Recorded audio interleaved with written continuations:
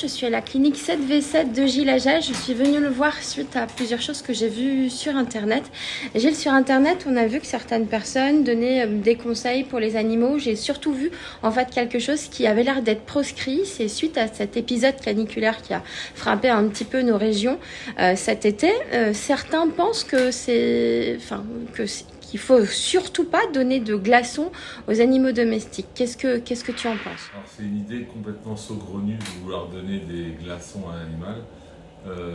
Quand il y a la canicule, donc il fait très chaud, on sait que les animaux n'ont pas la même capacité que nous à transpirer. Parce que nous, quand on a chaud, on transpire, donc on rééquilibre notre température en transpirant. Les chiens et les chats n'ont pas cette capacité, en tout cas très faiblement. Et donc, ils ont besoin de réguler leur température. Donc, c'est pour ça d'ailleurs qu'ils respirent très très vite. Ils hyperventilent, c'est juste pour équilibrer leur température. Mais malgré tout, ils restent quand même beaucoup plus fragiles que nous. Donc, les seules choses, on va dire, à peu près intelligentes à faire, c'est d'abord de leur fournir de l'eau à volonté. Éventuellement, quand ils sont dans un endroit où il n'y a pas de climatisation, il faut les mouiller, leur mouiller le corps simplement. Même, je crois qu'un bon truc, c'est de prendre un t-shirt, par exemple pour un chien ou un chat, prendre un t-shirt, le mouiller complètement et le remettre. Parce que c'est quand même toujours plus intéressant d'avoir un t-shirt sur le corps que de les mouiller comme ça simplement. Donc il faut juste les rafraîchir, les sortir plutôt le matin tôt, plutôt tard. Tu as dit que on pouvait voir en fait les animaux hyperventilés, donc en réalité, il ne faut pas s'inquiéter, ça fait partie d'un comportement tout à fait normal. Alors en fait, c'est vrai que ça inquiète les gens quand ils voient leur animal respirer très vite. En fait, le chien ou le chat ne fait que réguler sa température, c'est tout à fait normal. Ce qui est anormal, c'est quand un animal cherche de l'air, c'est-à-dire qu'en fait, il ouvre grand la gueule et il a des mouvements comme ça d'inspiration, comme s'il cherchait de l'air. Ça, c'est pas normal, c'est qu'il a un problème respiratoire. Mais le chien qui respire juste très très vite, la langue qui sort et qui respire très vite, c'est tout à fait normal quand il fait chaud. Au contraire, c'est plutôt bien. Il régule sa température, ça l'empêche de monter à 40. D'accord. Est-ce que du fait que les animaux soient donc poilus, ils ont plus chaud avec leurs poils? Parce qu'on dirait finalement qu'ils se trimballent un manteau, quelles que soient les saisons. En fait, le poil, c'est assez complexe parce qu'en fait, en hiver, les chiens ou les chats ont besoin d'un poil épais pour les protéger du froid, donc c'est plutôt très bien. D'ailleurs, ils développent ce poil épais en hiver quand il fait très froid. C'est pour ça d'ailleurs quand il fait froid, il faut sortir les chiens et les chats dehors pour qu'ils fabriquent ce poil protecteur.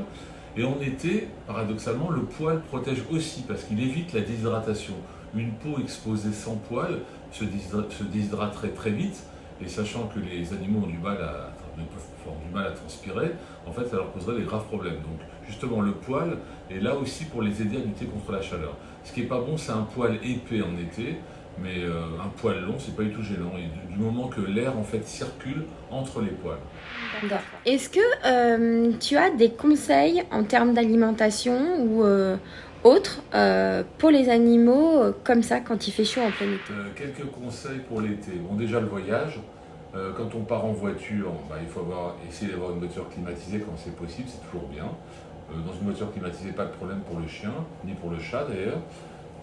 Malgré tout, il ne faut jamais laisser son chien dans une voiture à l'arrêt, au soleil, même 10 minutes. Un chien peut mourir en un quart d'heure dans une voiture surchauffée, fenêtre fermée, il faut savoir ça. Autre conseil, quand on emmène son chat en vacances, parfois les gens, quand le trajet est long, ils veulent le sortir un petit peu pour le faire prendre l'air. Il faut faire attention, un chat qui s'échappe dans une station-service, on a très peu de chances de le rattraper. Parce qu'avec la peur, il part dans tous les sens et on ne le récupère pas. Donc il vaut mieux pas les sortir ou les sortir dans leur cage. Ensuite, quand on est en vacances, si on va au bord de la plage, il faut éviter de sortir dans la journée quand le soleil était au zénith. Il faut le sortir plutôt tôt le matin et plutôt tard le soir, éviter l'heure du zénith, quand le soleil est au zénith, parce que c'est vraiment trop dur pour les chiens et les chats. Pour les chiens, il faut qu'ils puissent se baigner.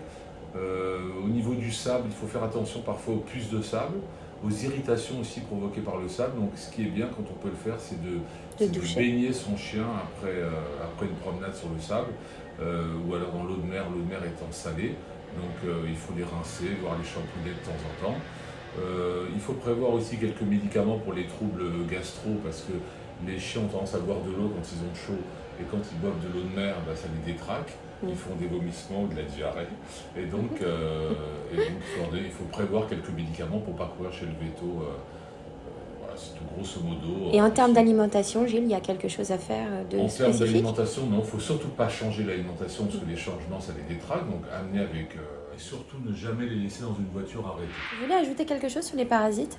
Oui, en fait, quand on part dans le sud, il faut bien prévoir de prendre, de s'équiper de produits anti-puces, anti-tiques, anti-moustiques quand on descend dans le sud. Il ne faut pas oublier qu'il y a quand même il y a beaucoup de maladies qu'on trouve dans le sud et qu'on n'a pas trop en région parisienne, comme la leishmaniose par exemple, la pyroplasmose. Donc, ça, c'est les moustiques qui donnent ça? Il y a les moustiques et les tiques, les deux.